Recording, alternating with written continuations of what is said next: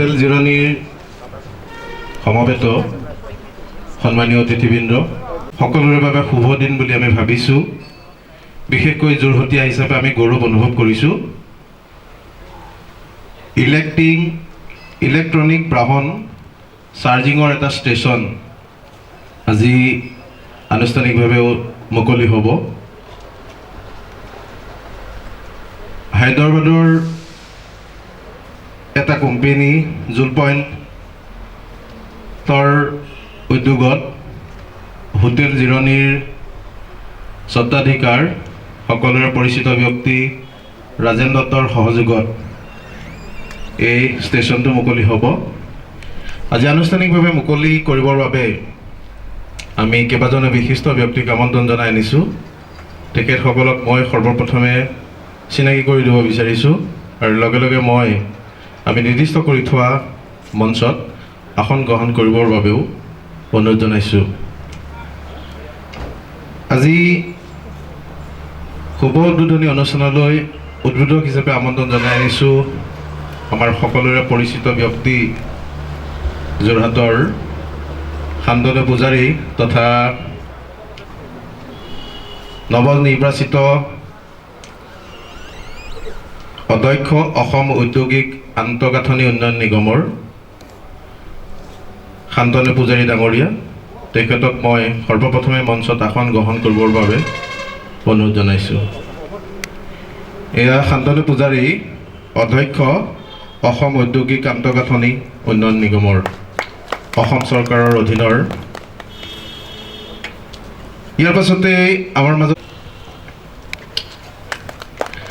আমাৰ বাবে অতি ভাল লগা এটা খবৰ যে যিটো জুল পইণ্ট কোম্পানীৰ বেনাৰত আজি আমাৰ ষ্টেচনটো উদ্বোধন হ'ব, সেই জুল পইণ্টৰ ফাউণ্ডাৰ, সেই কোম্পানীটোৰ নেপথ্যৰ যিজন ব্যক্তিৰ প্ৰচেষ্টাত আজি এনেকুৱা এটা আমি সময়ত উপস্থিত হৈছোঁহি। আৰু আমাৰ বাবে ইকাৰণে সুখী বুলি ভাবিছোঁ সেই ব্যক্তিজনক আমি সন্মুখত লগ পাইছোঁ। তেখেত হ'ল ৰাজেশ খানখাগিৰি।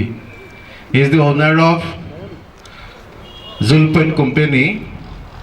মে I request mister Khankhagiri, please you come to our dais. ইয়াৰ পাছতে আমাৰ মাজত আছে মাৰ্চিডিজ কোম্পানীৰ ডিব্ৰুগড়ৰ ছেলছ মেনেজাৰ দেৱৰ্ষী নাথ। তেখেতকো আমি মঞ্চত বিচাৰিছোঁ। মঞ্চলৈ মই আৰু এজন ব্যক্তিক আসন গ্ৰহণ কৰিবলৈ অনুৰোধ জনাইছোঁ, ৰাজেন দত্ত ডাঙৰীয়া। তেখেতক মই বিশেষ চিনাকি কৰি দিয়াৰ প্ৰয়োজন আছে বুলি ভবা নাই। বিশিষ্ট এগৰাকী উদ্যোগী ব্যৱসায়ী তথা সক্ৰিয় সমাজকৰ্মী, বিশেষকৈ যোৰহাটৰ বিভিন্ন অনুষ্ঠান প্ৰতিষ্ঠানৰ লগত জড়িত ৰাজেন দাক সকলোৱে চিনি পায়। তথাপিও এটা আনুষ্ঠানিকতা ৰক্ষা কৰি মোক কৈছিল মঞ্চলৈ নাযাওঁ, তথাপিও এটা নিয়ম থাকে অনুষ্ঠানৰ, গতিকে আসন গ্ৰহণ কৰিবৰ কাৰণে অনুৰোধ জনাইছোঁ। আৰু মঞ্চৰ সন্মুখত আসন গ্ৰহণ কৰা সন্মানীয় সকলোকে আমি শ্ৰদ্ধা জনাইছোঁ। আমাৰ আসন খালী আছে, যদি বহি দিয়ে তেতিয়া অলপ ভাল লাগিব। থিয় হৈ থকা দেখিছোঁ। শ্ৰীযুত শান্তনু পূজাৰী ডাঙৰীয়াক আদৰণি জনাব বিচাৰিছোঁ। আমাৰ আদৰণি জনাব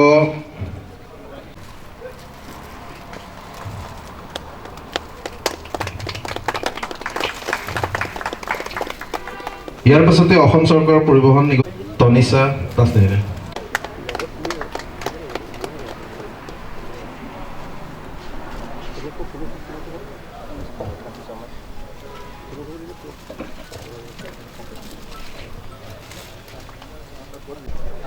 MGৰ ছেলছ মেনেজাৰ দেৱৰ্ষী নাথক আদৰণি জনাব লুকুমণি নেওগী।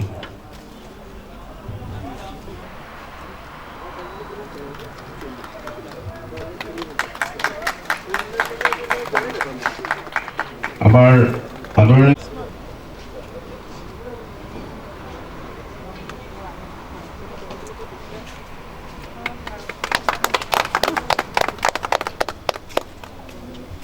পৰিবহণ বিভাগে এটা যুগান্তকাৰী পদক্ষেপ লৈছে।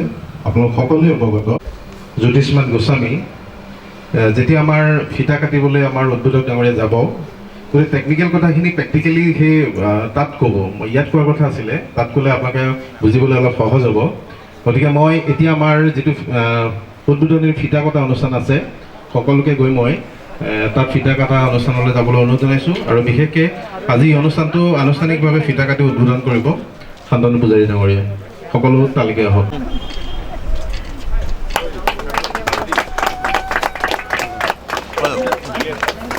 আপোনাৰ 45 কিলোৱাট সো আপুনি যদি 0% চাৰ্জত যদি গাড়ীখন লৈ আনে তেতিয়াহ'লে উইদিন 1 আৱাৰ আৰু উইদিন 1.5 আৱাৰ গাড়ীখন ফুল চাৰ্জ কৰিব পাৰিব ইয়াতে আৰু আপোনাৰ প্ৰাইজৰ কথাটো ক'ব গ'লে হ'ব যে এইটো আপোনাৰ ষ্টেপ ৱাইজ ভেৰি কৰিব বিকজ আমি কিছু এমাউণ্ট আমাৰ ইলেক্ট্ৰিচিটি বৰ্ডক দিব লাগিব বিকজ আমি ইলেক্ট্ৰিচিটি লৈ আছোঁ তেওঁলোকৰ পৰা আমি অসমৰ হিচাপত যদি ক'ব যাওঁ ইয়াত আপোনাৰ 5ৰ পৰা 6 টকা চলি আছে যিটো আমি ইলেক্ট্ৰিচিটি বৰ্ডক দিব লাগিব তাৰ লগতে ইয়াৰ আপোনাৰ কষ্ট হ'ব এৰাউণ্ড 11 টকাৰ পৰা 15 টকা হ'ব হিচাপ কৰা মতে সো আপুনি এখন গাড়ী যদি চাৰ্জ দিব যায় 500 পৰা 600 টকাৰ ভিতৰত ফুল চাৰ্জ হৈ যাব আৰু সেইটো হিচাপত আপুনি গুৱাহাটীৰ পৰা তিয়ক পাৰ হৈ যাব পাৰিব এবাৰতে ক'ব গ'লে এতিয়া আমি অকণমান চাৰ্জ কৰি দেখাই দিছোঁ এক উল্লেখযোগ্য মুহূৰ্তত আমাৰ যোৰহাটৰ হোটেল জিৰণিত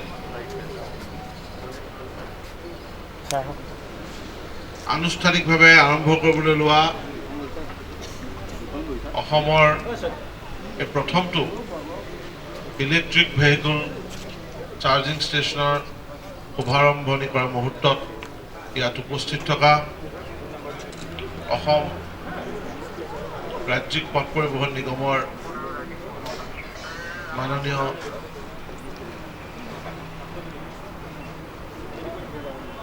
প্ৰবন্ধক শ্ৰীযুত মুৰলী বৰা ডাঙৰীয়া আমাৰ আদৰৰ যোৰহাটৰ এগৰাকী উদ্যোগী ব্যৱসায়ী তথা সামাজিক সাংস্কৃতিক আৰু অন্যান্য ক্ষেত্ৰৰ লগত ওতঃপ্ৰোতভাৱে জড়িত শ্ৰীযুত ৰাজেন দত্ত ডাঙৰীয়া যিটো কোম্পানীয়ে ইয়াতেই অসমত প্ৰথমটো চাৰ্জিং ষ্টেচন যোৰহাটত দিছে সেই কোম্পানীৰ শ্ৰীযুত ৰাজেশজী গোস্বামী ডাঙৰীয়া ইয়াত উপস্থিত থকা আমাৰ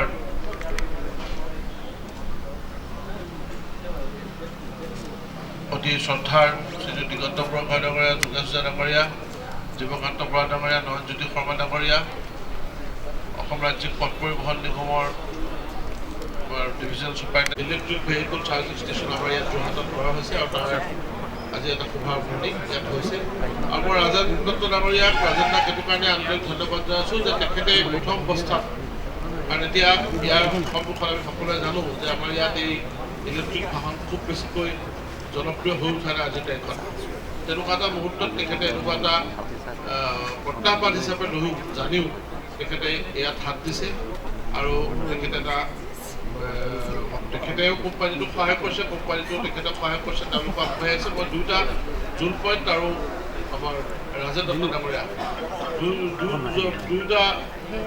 দুইজনকে বা দুইটা অনুষ্ঠানলৈকে তেখেতক আন্তৰিক ধন্যবাদ আৰু কৃতজ্ঞতা জনাইছোঁ যে তেখেতসকলে এনেকুৱা প্ৰত্যাহ্বানৰ মাজত এনেকুৱা এটা কাৰ্যসূচী গ্ৰহণ কৰিছে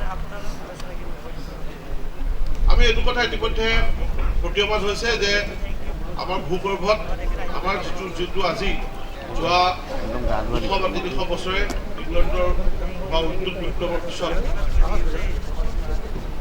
প্ৰথম অৱস্থাত কয়লা বা তাৰপিছত জনপ্ৰিয়ভাৱে আমাৰ পেট্ৰলজাত সামগ্ৰী ভূগৰ্ভৰ তলৰ যেনেকৈ আৰম্ভ হৈছিল আৰু আমাৰ কাৰণে গৌৰৱৰ বিষয় যে পৃথিৱীৰ ভিতৰত আটাইতকৈ ওল্ডেষ্ট শোধনাগাৰ হিচাপে অইলৰ ক্ষেত্ৰত তেলৰ ক্ষেত্ৰত অধিককৈ শোধনাগাৰে এটা ঐতিহাসিকভাৱে অভিলেখ সৃষ্টি কৰি গৈছে বিশ্বৰ প্ৰথমটো শোধনাগাৰ ইয়াতে তেলৰ খনন আৰম্ভ হৈছিল বাণিজ্যিকভাৱে প্ৰথম আৰু তাৰপিছত আমি দেখিছোঁ যে লাহে লাহে এইটো কথা কোৱা হৈছে যে তেলৰ উৎসসমূহ খাতসমূহ লাহে লাহে শুকাই গৈছে বা বিজ্ঞানীসকলে এইটো পাইছে তেওঁলোকৰ গৱেষণাত যে ভৱিষ্যতে হয়তো তেল বা পেট্ৰলজাত সামগ্ৰীয়ে হওক বা যেনেকুৱা ভূগৰ্ভৰ তলৰ যিবিলাক তেলজাত তৈলজাত যিবিলাক সামগ্ৰী সেইবিলাক ইন্ধন হিচাপে ব্যৱহাৰ কৰাৰ ক্ষেত্ৰত বহু ক্ষেত্ৰত প্ৰতিবন্ধকতাৰ সৃষ্টি হ'ব।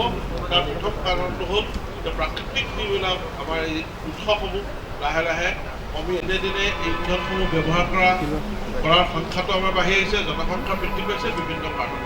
আৰু তাৰ কাৰণে পৃথিৱীৰ বিভিন্ন দেশত চিন্তা চৰ্চা হৈছে অল্টাৰনেটিভ ফুৱেলৰ সন্ধানত। আৰু ভাৰতবৰ্ষই 2014 চনৰ পিছত এই ক্ষেত্ৰত বিভিন্ন ধৰণে কাম কৰিছে। আৰু আমি দেখিছোঁ বিশেষকৈ আমাৰ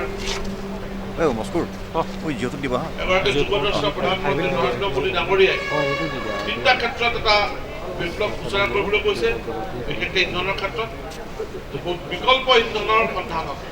আৰু বিভিন্ন ৰাজ্য পিছ পৰি আছে। আমাৰ কাৰণে এইটো গৌৰৱৰ কথা যে অসম চৰকাৰে ইতিমধ্যে ইলেক্ট্ৰিক ভেহিকল পলিচি আৰু ইথানল পলিচি, যিটো জৈৱ ইন্ধন বুলি কোৱা হয়, বায়' ডিজেল বা বায়'ফুৱেল ইতিমধ্যে নুমলীগড় শোধনাগাৰৰ কথা আমি জানো। নুমলীগড় শোধনাগাৰেও বায়'ফুৱেলৰ কাৰণে ইথানলৰ ওপৰত বিশেষ গুৰুত্ব প্ৰদান কৰিছে।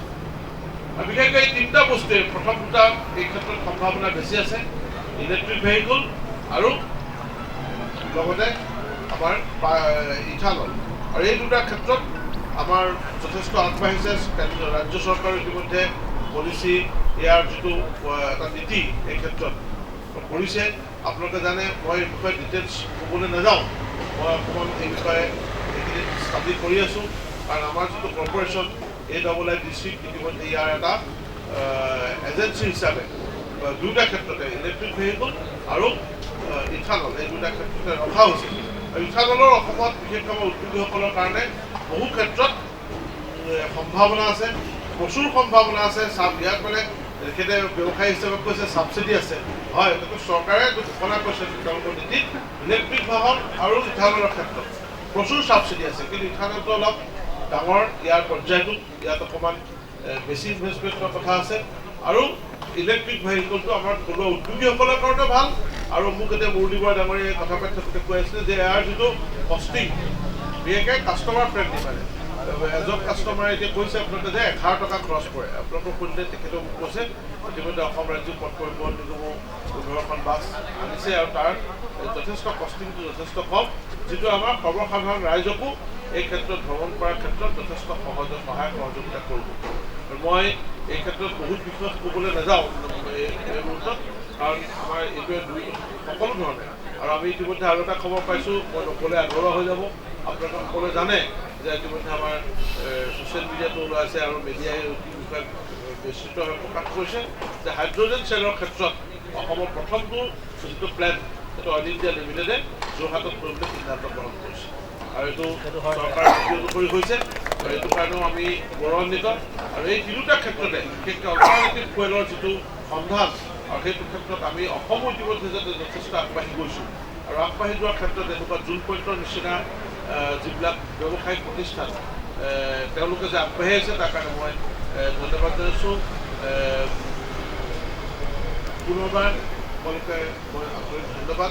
আৰু মোক এনেকৈ আজি নিমন্ত্ৰণ কৰি এই সুবিধাসমূহৰ লগত জড়িত হোৱাৰ কাৰণে, বিশেষকৈ এই গৌৰৱৰ মুহূৰ্তটোত দিয়াৰ কাৰণে মই ৰাজেন্দ্ৰ ডাঙৰীয়া আৰু জুল পইণ্টৰ আন্তৰিক ধন্যবাদ কৃতজ্ঞতা জনাইছোঁ। আৰু ইয়াত বিশিষ্ট অতিথিসকলক ধন্যবাদ জনাইছোঁ আপোনালোকে অহাৰ কাৰণে।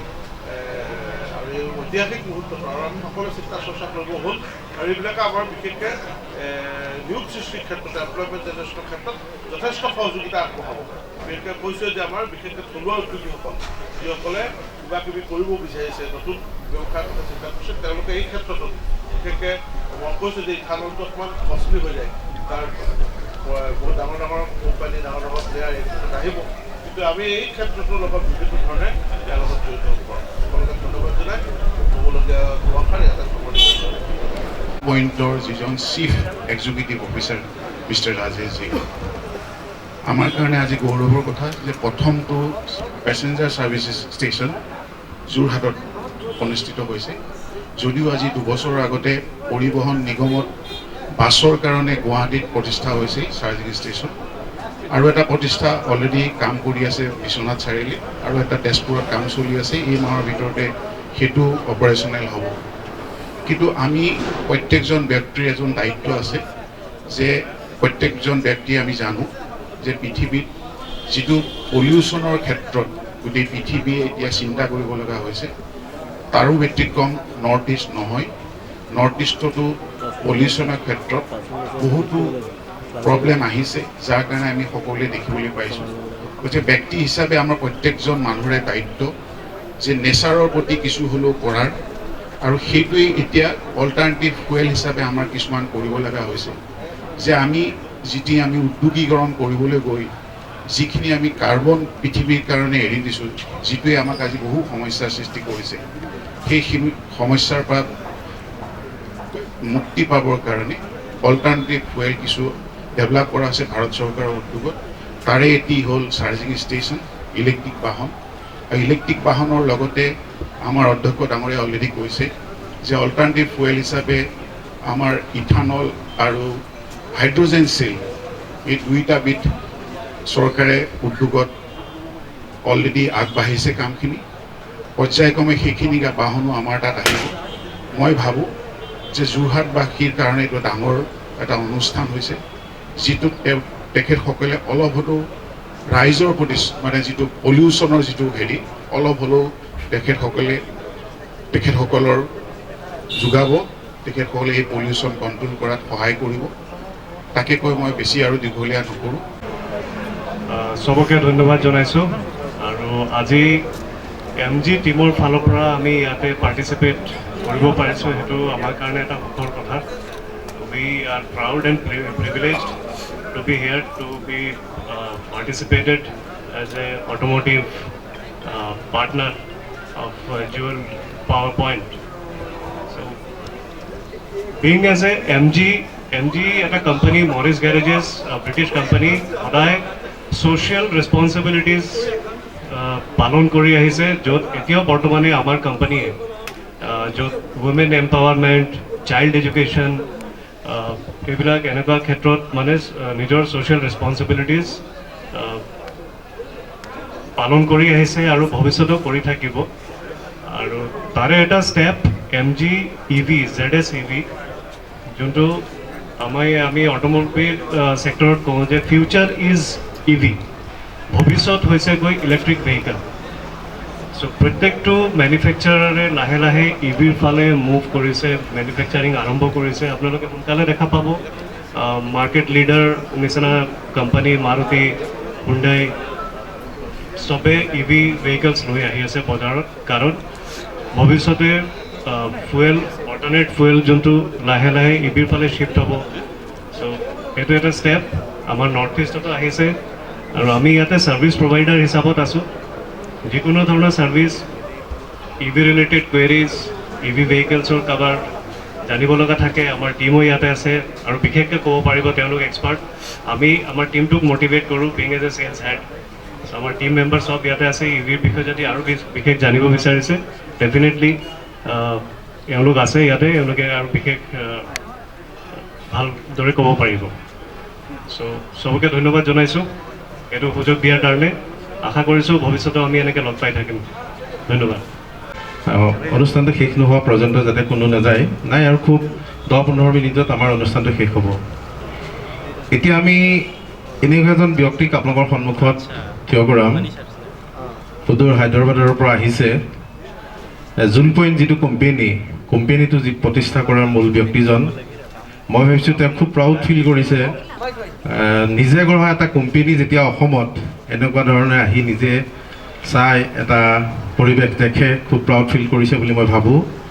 মই তেখেতক বক্তৃতা আগবঢ়াবৰ কাৰণে অনুৰোধ জনাম। Now I request Mr. Rajesh Khankhagiri, please you deliver your valuable speech. Hello everyone, and also thanks to Rajan for allowing us to set up charging station here. And we are basically from Hyderabad. We have 20 stations in Hyderabad and 8 of them in Pune. But majority of my team is from Assam. So initially it started with one resource, and now we have more than it's a 15 people team, very small, but we have majority of the team is Assamese. The way I'm getting the support, I'm really thankful to Assam, is the way I'm getting the support and the encouragement and the welcoming from here. we are decided to set up we do more investments in here, and my team actually making me addicted to Assamese. That's how they're working. So we are going to add more resources from Assam, and we are going to invest more in this region. We already have 16 contracts in place, and this is just the beginning. And within 2 months, we will have 16 stations, and we are working very closely with ASDC to set up every bus station, bus stand, and wherever we had opportunity. The good part with this system, if you have any other businesses, Uber or Ola, they are more towards the urban areas. They generate income, jobs only in urban areas. But with this, what we are doing is this has a potential to generate the rural economy. Not any business, many businesses that doesn't do it. Any person on the highway, जो भी है village में एक छोटा सा charger connect कर सके, and you can start providing services. And वो उसको fast रहने का जरूरत नहीं है. They doesn't have to stay there, and they can do their own work, farming work. They set up a charging station on the highway, and they can make money. So this has a potential to generate a rural income, which is very few business models that allows to generate the rural income and also employment in the rural. Details আমাক জনাইছিল আৰু ইতিমধ্যে অসমত 20টা station হ'ব already এটা final হৈ গৈছে এনেকুৱা ষ্টেচন অসমৰ 20টা লোকেশ্যনত ঠিক কৰিছে আমি এতিয়া সুধিছোঁ নৰ্থ ইষ্টত যে এখেতে প্ৰথমে বিজনেছ কৰিলে কৈছে যে নৰ্থ ইষ্টত বিজনেছ কৰাৰ খুব স্ক'প থাকে আৰু বিজনেছ কৰিলে ভাল নৰ্থ ইষ্টৰ মানুহখিনিৰ ভাল এনেকুৱা ধৰণৰ খুব এটা ধুনীয়া কথা আমাক শুনালে খুব ভাল লাগিলে যে কি নহওক ইয়াৰ পিছতে যদি আমাৰ সাংবাদিক বা অন্য কোনো ব্যক্তি কাৰিকৰী কিবা কথা সুধিব লগা আছে আমাৰ কিবা সুধিব পাৰে আমাৰ আছে জ্যোতিষমান আছে জ্যোতিষমান অকণমান ওচৰলৈ আহা তুমি জ্যোতিষমানে ক'ব যদি কিবা টেকনিকেলি কথা আমাৰ দৰ্শকে কিবা সুধিব বিচাৰে যদি নাই তেতিয়া আমি পিছৰ কাৰ্যসূচীলৈ যাম বোলে 100 টকা তেল দিয়ক আমি 1 লিটাৰ বুলি কেতিয়াবা নকওঁ 100 টকা তেল দিয়ক ইয়াতো এনেকুৱা এটা চিষ্টেম আছে যে 20 টকাৰ চাৰ্জিং কৰোঁ জেগা হৈ গ'লে দিগদাৰ নাই আৰু 20টা মানে অলৰেডি হ'বই জুল পইণ্টৰহে প্ৰথম অসমত বোধ কৰে ন জুল পইণ্টৰ অসমত প্ৰথম নৰ্থ ইষ্টত প্ৰথম কিন্তু ইয়াৰ আগত বেলেগ ধৰণৰ কোম্পানীয়ে এনেকুৱা ধৰণৰ চাৰ্জিং পইণ্ট বহুত জেগাত কৰিছে এতিয়া আমি অনুষ্ঠান শেষ কৰিব বিচাৰিছোঁ শলাগ জ্ঞাপন আছে শলাগ জ্ঞাপনটো আমি আচলতে ৰাজেন্দাক কৰিব লাগে ৰাজেন্দাই ক'লে মইহে শলাগ জ্ঞাপনটো কৰিম ৰাজেন্দা হোটেল জিৰণি বুলি ক'লে আচলতে হোটেলখনলৈ এটা বেলেগ ধৰণৰ হয় যে আমি সামাজিকভাৱে জড়িত ব্যক্তিসকলে এই হোটেল জিৰণিতে এইটো হ'লে ভাল হয় এই মানে ৰাজেন্দা যে সমাজপ্ৰিয় বা সক্ৰিয় সমাজকৰ্মী সকলোৰে লগত লাগি থকা যোৰহাটৰ এজন ব্যক্তি গতিকে তেওঁৰ এই অনুষ্ঠানটো খুব ভালদৰে হ'ব বুলি আমাৰ আশাবাদী সকলো দৰ্শক তেখেতে শলাগ জ্ঞাপন কৰিম বুলি মোক ক'লে ইয়াত উপস্থিত থকা ৰাইজক মই গতিকে শলাগ জ্ঞাপন কৰিবৰ কাৰণে আপোনাক অনুৰোধ জনাইছোঁ ধন্যবাদ মৃদুল এইখন সুযোগ দিয়াৰ বাবে তোমাক জয়জতে সকলোলৈকে মোৰ নতুন বছৰৰ আন্তৰিক শুভেচ্ছা জনাইছোঁ আজি ইয়াত অনুষ্ঠিত সকলো ব্যক্তিকে সকলো নিউজ চেনেলৰ কৰ্মকৰ্তাক মই আন্তৰিক ধন্যবাদ জনাইছোঁ আপোনালোকৰ বহুমূলীয়া সময় আহি পেলাই এইকণ সময় আমাৰ ইয়াত দিয়াৰ বাবে জয়জতে মিষ্টাৰ राजेश कंकणी उनको भी मैं धन्यवाद ज्ञापन करता हूँ कि उसका इतना समय लेके काफ़ी दूर से हैदराबाद से आके हमारा ये जुइल पॉइंट इनोग्रेशन के टाइम में आप यहाँ पे आके काफ़ी समय हमको दिया है इसलिए आपको मैं कॉन्ग्रेचुलेट करता हूँ জয়জতে মই মুৰুতি বৰা ছাৰক ধন্যবাদ দিছোঁ আপোনাৰ এই বহুমূলীয়া সময়খন আহি পেলাই আমাৰ ইয়াত সময় দি ৰাইজক অকণমান উৎসাহ দিয়াৰ বাবে যাতে এই বস্তুটো কেনেকৈ চলিব কি কৰিব এই বিষয়ে মোৰ কোনো জ্ঞাত নাই যিহেতু মই ইয়াৰ টেকনিকেল এক্সপাৰ্ট নহয় মই ৰাজেশ জিৰ লগত লাগি পেলাই তেওঁক এটা জেগা দিছোঁ প্ৰভাইড কৰিছোঁ যিটোত গোটেই জুইল পইণ্টৰ গোটেই কৰ্মকৰ্তাসকল লাগি পেলাই আজি অনুষ্ঠানটো হেৰি কৰাৰ মানে উপকৃত কৰাৰ বাবে আৰু শেষত মই সকলোলৈকে আন্তৰিক শুভেচ্ছা জনাইছোঁ আৰু জয়জতে মই ধন্যবাদ জনাইছোঁ মিষ্টাৰ শান্তনু পূজাৰী ডাঙৰীয়াক তেখেতৰ বহুমূলীয়া সময় তেখেত ৰাতি কালি 12:30 বজাত 1 বজাত প্ৰায় আহি পেলাই আমাৰ হোটেল পাইছে যে মই এটা বৰ্তমান গুৱাহাটী পাইছোঁ কালি ৰাতিপুৱা ইনগ্ৰেশ্যন আছে তুমি আহিব পাৰিবা নাই তেওঁ বোলে নাই নিশ্চয় যাম দাদা। তেখেতৰ ইমান বহুমূলীয়া সময় আমাক দিয়াৰ বাবে তেখেতক মই সঁচাকৈয়ে আন্তৰিক ধন্যবাদ জনাইছোঁ। আৰু জয়দতে আপোনালোকৰ সহায় সহযোগ সদায় মোৰ কাম্য। মই যিখিনি পাৰোঁ ৰাইজক সহায় সহযোগ মানে আপোনাক মই কি ক'ম আপোনালোকক, ৰাইজৰ লগত সদায় মই আছোঁ। বিশেষকৈ আপোনালোকৰ এই বহুমূলীয়া সময় আহি পেলাই মোৰ ইয়াত উপস্থিত থকাৰ কাৰণে সকলোলৈকে মই আন্তৰিক ধন্যবাদ জনাইছোঁ।